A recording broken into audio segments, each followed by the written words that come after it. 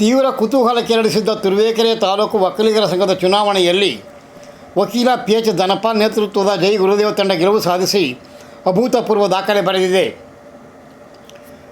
ಒಟ್ಟು 35 ಜನ ಸ್ಪರ್ಧಿಗಳಿದ್ದ ಈ ಚುನಾವಣೆಯಲ್ಲಿ ಸರ್ಕಾರಿ ನೌಕರ ಸಂಘದ ಮಾಜಿ ಅಧ್ಯಕ್ಷ ಶಿವರಾಮಯ್ಯ ನೇತೃತ್ವದ ನಾಡಪ್ರಭು ಕೆಂಪೇಗೌಡ ಸಮಿತಿಯ ಕೇವಲ 2 ಜನ ಮಾತ್ರ ವಿಜಯಿಯಾಗಿದ್ದಾರೆ. ಬೆಳಗರಹಳ್ಳಿಯ ರಂಗಸ್ವಾಮಿ ಹಾಗೂ ಕೆ ಬಿ ಶ್ರುತಿ ಈ ತಂಡದಿಂದ ಗೆಲುವು ಸಾಧಿಸಿದ್ದು, ನೇತೃತ್ವ ವಹಿಸಿದ್ದ ಶಿವರಾಮಯ್ಯ ಕೂಡ ಸೋಲು ಕಂಡಿದ್ದಾರೆ. ಜೈ ಗುರುದೇವ್ ತಂಡದ 13 ಜನ ಸದಸ್ಯರುಗಳು ಜಯಗಳಿಸಿ ಸಂಘದ ಆಡಳಿತ ಚುಕ್ಕಾಣಿ ಹಿಡಿಯ ನಿಚ್ಚಳ ಬಹುಮತಕ್ಕಿಂತ ಹೆಚ್ಚಿನ ಸ್ಥಾನ ಪಡೆದಿದ್ದಾರೆ.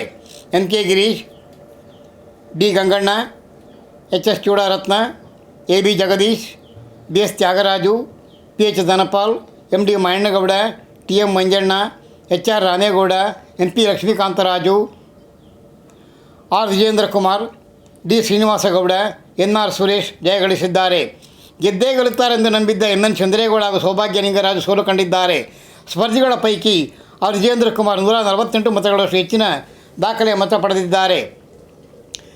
ಕಳೆದ 35 ವರ್ಷಗಳಿಂದ ಅವಿರೋಧ ಆಯ್ಕೆಯಲ್ಲಿ ಆಡಳಿತ ನಡೆಸುತ್ತಿದ್ದ ತಾಲೂಕು ಒಕ್ಕಲಿಗರ ಸಂಘಕ್ಕೆ ಇದೇ ಪ್ರಥಮ ಬಾರಿಗೆ ಚುನಾವಣೆ ನಡೆದು ಪ್ರಜಾಪ್ರಭುತ್ವವಾದಿ ಆಯ್ಕೆ ನಡೆದಿದೆ. ಗೆಲುವು ಸಾಧಿಸಿ ಆಡಳಿತ ಚುಕ್ಕಾಣಿ ಹಿಡಿಯದಿರುವ ಸದಸ್ಯರುಗಳ ಪೈಕಿ P H Dhanpal, B Ganganna, Srinivasa Gowda ಮಾತ್ರ ಹಳಬರು.